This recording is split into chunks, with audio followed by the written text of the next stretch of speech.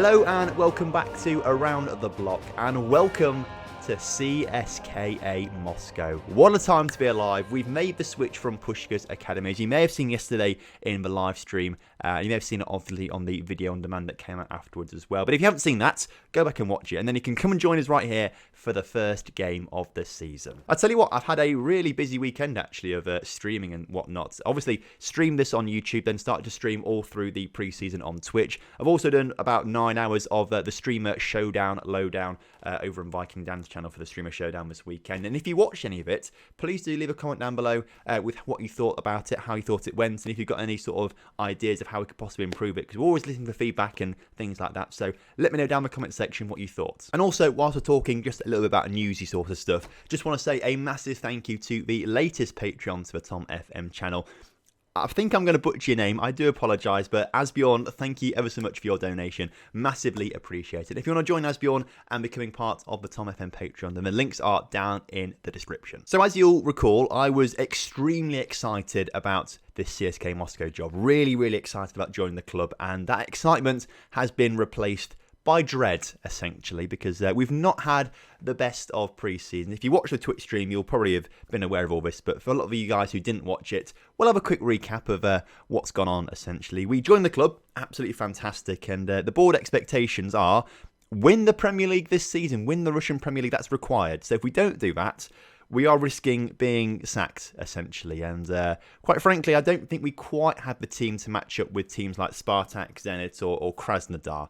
If we have a quick look here, we are predicted to come fourth this season, so it's going to be quite hard work pushing ourselves to the very top of the table. That's going to be tough. But at the time, we saw us win the Premier League, and we thought, okay, with the right additions, we might be able to actually win the Premier League. So on the Twitch stream, we were looking through players we could potentially buy, and I thought the scouts, surely we're going to have plenty of scout reports to me to look at and try and sign some players. But no, for some reason, all the scout reports have been reset. So we had to start the scouting from scratch when we joined, which has meant we haven't had a huge amount of time to look for some players. Now, first things first, we identified a few players that were surplus to requirements, in my opinion, and we've sold them all off, actually, which I'm very, very pleased with. However, the actual squad aren't very happy about me selling off all these players, particularly the goalkeeper. Now, the goalkeeper, it's not that guy. The goalkeeper is the guy above him, this particular chap. He was 33 years old, getting on a bit. He was going to start declining, so I thought, okay, probably a good idea to get rid of his goalkeeper. Crucially, he's also Croatian, and in Russian football, you can only have 8 foreign players in your team, and he counted towards that foreign player count. So I thought, get rid of him, we'll free up a spot. So I sold him, and a lot of players were not happy with me with that. So I've had a bit of an argument with my players for selling him. That was off stream, actually, I think, just after stream finished that happened. But again, had an argument with some players about this guy, but it was okay.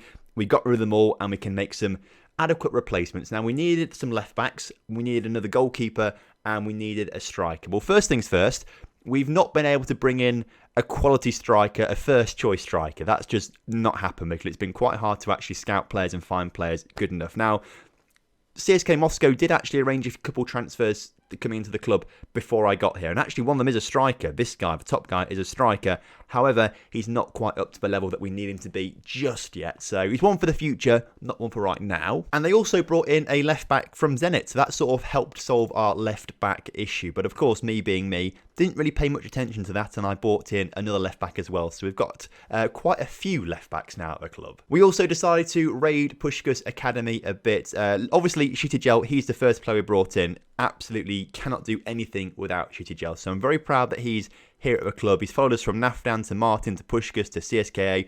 Hopefully at some point we'll be able to get him on a coaching course. We can't do that right now, but hopefully very soon we can get him on some coaching courses to keep him with us going forward. We've also brought in Patrick Bolovsky as well for £1.2 million, just because of his potential, and he's going to be a great player in the future. So we wanted him at CSKA Moscow. And after quite a bit of debate in the chat on the Twitch stream, we brought in Lenny Gel for £6.5 million as well. We were kind of happy to pay whatever they wanted us to pay for these players, but obviously we want Pushkas to do quite well. A bit divisive because I didn't really want to sign him because he's only 3-star current ability, but you guys really wanted him, and I suppose he's going to be a really good squad player for us. So Lenny Gel came into the side as well. But this is also where some of our issues started. If we click on the Pushkas Academy team, I've been really keen to bring in Sharif into the squad because he's actually going to be the best attacking midfielder on that left-hand side if we brought him into the squad, the CSKA Moscow squad, that is. So easily he's got a £1.5 million minimum fee release clause, which is fantastic. So in bidding that, they accept the bids.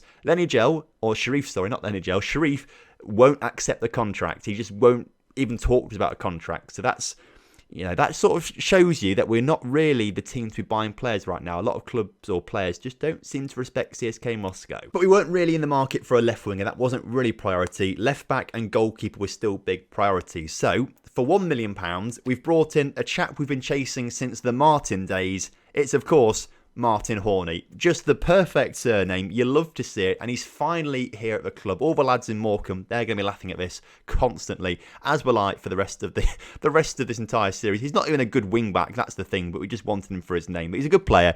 He's going to be our first choice left back this season. So I'm very pleased to welcome Martin Horney to the club. And then finally, we've had a bit of a blunder here with Christian Fructose. Now, he's a good goalkeeper. If you remember back to the hop to the top save, a very good goalkeeper for us there.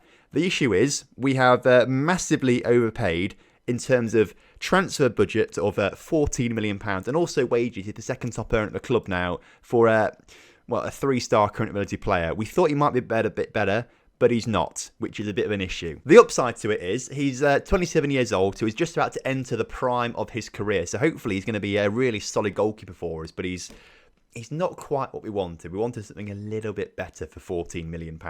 And they are all the transfers so far. A little bit underwhelming, I've got to say. No star man coming through, and it's about to get a little bit worse as well. If we look at the transfer centre, we did identify this attacking midfielder. If we can find him, here we go. Attacking midfielder, Sergei Andreev. He's 19 years old, 4.5-star current ability, 5-star potential. He is the best player in the squad, so we've thought about building the squad around him. The issue is his contract, which obviously I've not signed because I've only just joined the club, has a £31.5 million minimum fee release clause, which of course Manchester United, who have signed a couple of our players in the past, Wonder Kids in particular, have bid £31.5 million for us. So he's leaving the club. There's nothing we can do about that. He's desperate to leave because he told me he was desperate to leave the first day we signed for the club, if you remember that rightly. So that's an issue as well. We're going to be losing him. Now, of course, that will give us an extra £31.5 million to spend, but the issue is players don't want to join us. I've been bidding for players, having bids accepted. Players just don't want to join us, which is a bit of an issue. So we need to have a really good season to boost our reputation, to get some players to want to join us. But that's kind of how it's gone so far. Not swimmingly. So we've got to have to work really hard this season to try and achieve what we need to achieve. We're starting off in the first game of the season against Arsenal Tula. So hopefully we'll get a win against these guys. We're a much better side. If we have a quick look at the Russian Premier League and have a look at the season preview, you can see here down the left-hand side where every team is predicted to finish. As mentioned earlier, we are predicted to come fourth, but it is pretty close between us, Zenit and Krasnodar. Spartak a little bit ahead, but I think we should be all challenging ourselves for the title this season, so it could be quite an exciting title race. Of course, we're going to have quite a few derbies against Spartak Moscow, Dynamo Moscow, Lokomotiv Moscow and Torpedo Moscow. Potentially more of these clubs could be in Moscow, but I'm not too sure about that. But it's going to be, a big season for derbies. Thinking about it, we actually had 1 or 2 transfers blocked by the board. We tried to sign 1 or 2 players from Spartak Moscow. They were blocked by the board because they don't want us to sign players from a rival club like Spartak. So that was a big issue as well. And there's also a player at Krasnodar that we nearly signed for £33.5 million, or maybe £33 million. This particular chap, the people on the stream chat, they told me to sign him 60% to 40%, and I said, no, we're not going to sign him. Turns out we should have signed him because actually he is quite good now. Scouts have got a proper report on him. And also Real Madrid have been sniffing around for him. So we should have signed him. I've had bids put in afterwards for £33 million, which have been accepted. This time, though, he doesn't want to talk about contracts. He just does not want to talk about contracts at all. So I think we've lost the ability to sign this guy now, which just sort of adds insult to injury of how badly we've started at CSKA Moscow. But hopefully things are only going to get better with a win in the first game of the season today against Arsenal Tula. We're going to be playing this system for most of the season, or at least until Andreev leaves. We might have to sort of reassess after that Wonder Kid leaves the club. But this is what we're going for. Fructose in goal. We know all about him from the Grasshopper save, so welcome Fructose to the club. Of course, that boy Horney, he's finally joined us at some stage. He's going to be playing on that left-back position, which is great. Centre-back partnership is looking pretty solid with Anton, who I think we looked looked a bit in the stream yesterday, looked pretty decent, particularly his physicals for a 30-year-old centre-back.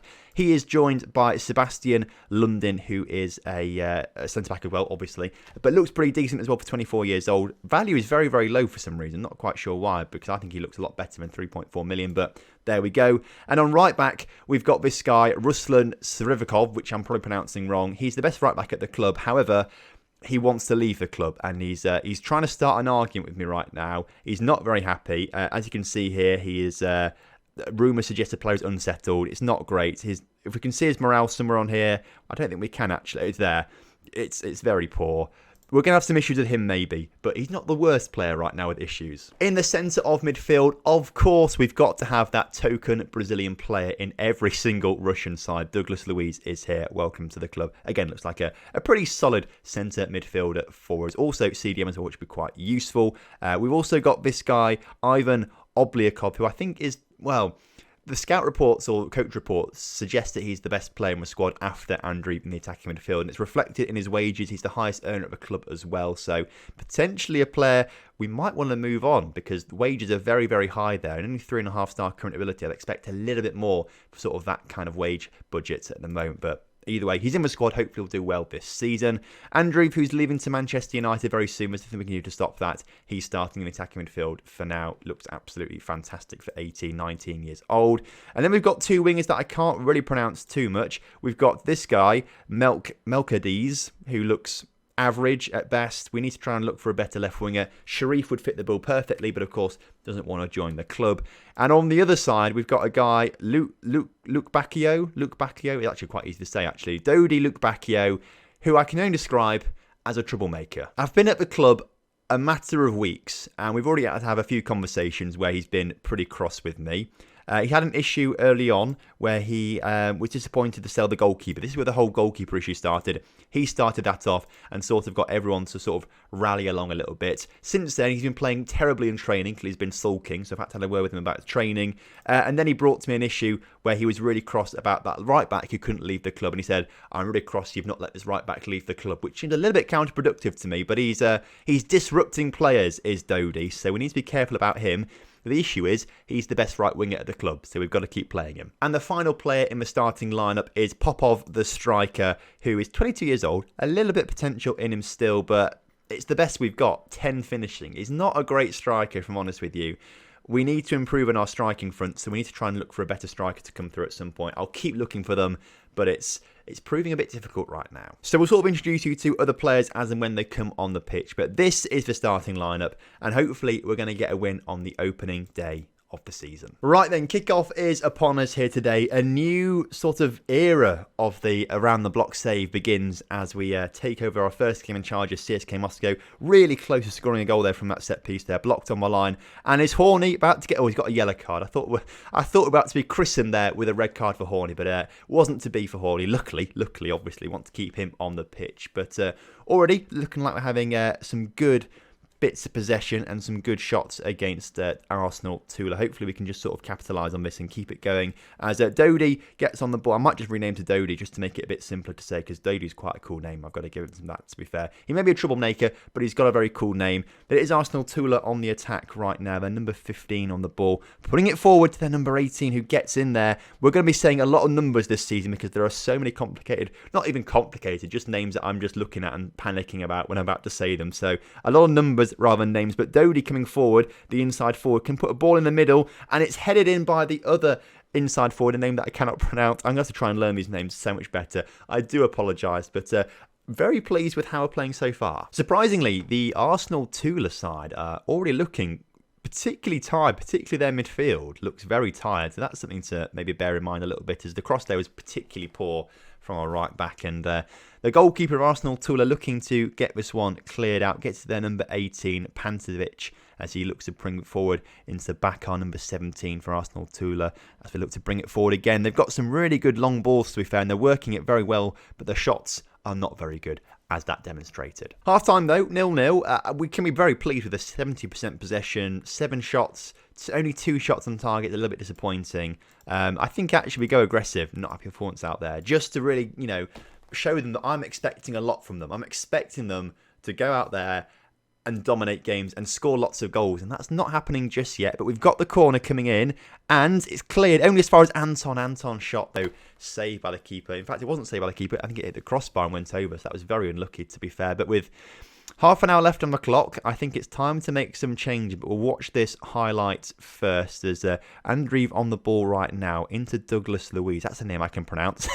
But we have lost possession. Douglas Luiz loses it. And it's Arsenal Tula, number 11 on the ball. Shoots Fructose with a good save there. And Obliakov gets it out from the back there. Okay. Changes are needed. Now, we're allowed 12 substitutes in Russia, which is very nice. I very much appreciate that. And we're going to bring on the new boy, Markovic, the guy that CSKA Moscow brought in before I got to the club. Only 2.5-star current ability, 5-star potential, but his dribbling, finishing in, and first touch are much better than Popov. And I feel like we need to give him a chance. He could actually end up being the starting striker for us this season, more as an advanced forward in this sort of system that we're going to look to play. The left winger is not playing particularly well, so we're going to bring on Kalinin, which is, I think how I pronounce it. And again, he's 3-star current ability, more in that left midfielder position than the attacking midfield. So he's more suited to be a bit further back in the pitch, but has got good potential. I am retraining him to try and become more of a winger as well, so he could be quite useful. So we've got some youngsters coming through that actually do look quite good. But I think for now, they're the two changes that we'll make. We'll leave another one for later on, potentially, as we've got half an hour or so to go. Let's go attacking with this and go to get creative out there and try and grab a goal, as we do have a throw-in. Srivkov on the ball. Can he put the ball in the middle? Into Doe doesn't quite get there, unfortunately. But Anton back on the ball for us to bring this one forward. Anton into Horny. Come on, Horny. Show us what you've got. Turn the style on. And he puts the cross in the middle. And Dodi heading it just wide. We're creating a lot of good chances today with all our possession. But we're just not getting enough shots on target. We're not challenging the keeper enough. 10 minutes ago, Horny with a throw-in as he gets the ball back from Andreev, who plays it back to him. Andreev back into Obliakov, into Srivkov. Srivkov in the area, across to Kalin, who heads it wide again.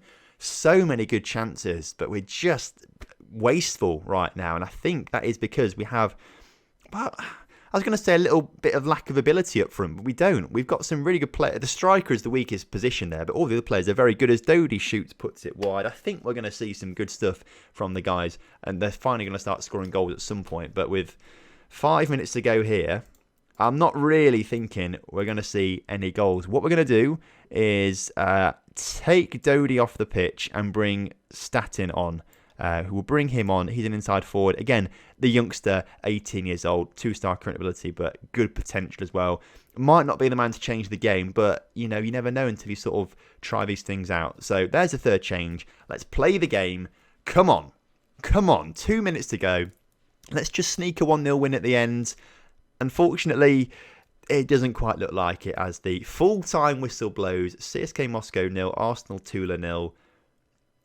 I think we're disappointed. I think we should be very disappointed with that, actually. Look at the possession, the amount of chances we had. I mean, we kept a clean sheet, which is good, but we're no goals scored, and that's a little bit of a worry. On the flip side, the teams that are predicted to finish ahead of us this season, your Krasnodar, Spartak Moscows, your Zenits, they all won their opening game of the season. They're already 2 points ahead of us. We need to keep up with these teams this season if we want to keep our job. So we've got to be on it. So next episode is going to kind of depend what happens in European football. Now, ordinarily, I'd be playing European football in these episodes. But we are playing a team from Azerbaijan who are part-time, semi-professional. They don't look very good. I feel like this would be a bit of a waste of time to do an episode because it does look to me like a routine win. So I'm going to play these ones off camera. This is the second qualifying round. We'll have a third qualifying round, which we might do off camera as well. But we'll definitely come back for the fourth qualifying round if we haven't done that already. So can't quite say what tomorrow's episode is going to be, but you'll see. There'll be something, obviously. So thank you ever so much for watching today's episode. I hope you've enjoyed it. It's not obviously been the best, a 0-0 victory and some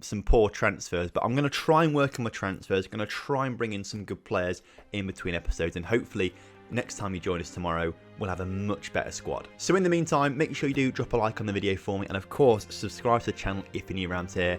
And I will see you next time for some more Around the Block. Have a good one. Goodbye.